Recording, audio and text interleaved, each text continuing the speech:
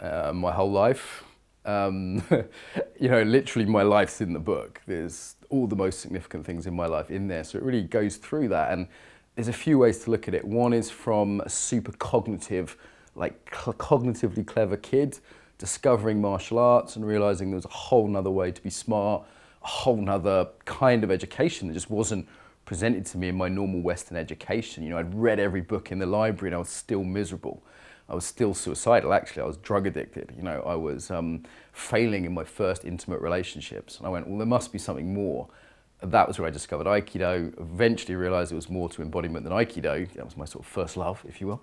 And then other things from that. I think some pivotal experience for me working in war zones, working in areas of conflict. And, for example, I met a bunch of people in Cyprus doing a post-conflict work there with the UN. Stuff from Sierra Leone, Afghanistan, the Middle East. That's significant to me. That had an impact on me about why this stuff can really matter. Looking at the sharp end of life. Running a business has been massive for me. People don't think running a business is transformative. It's like a job, but running a business, training people letting me into their lives. I was just coaching a guy today from Norway, and it's like seeing his life and helping him out.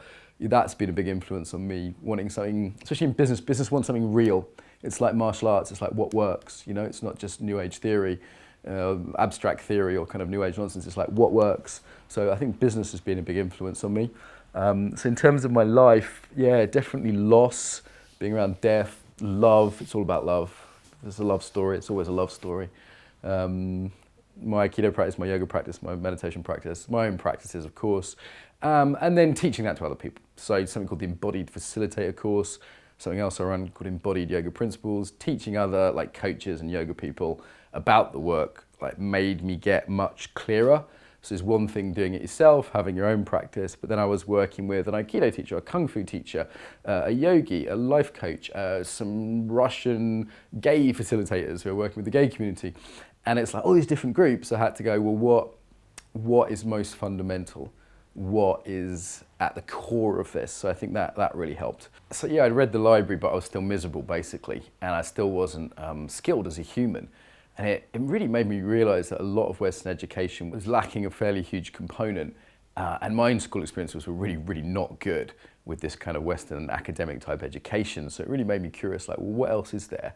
And spent my whole life, I guess, exploring that question.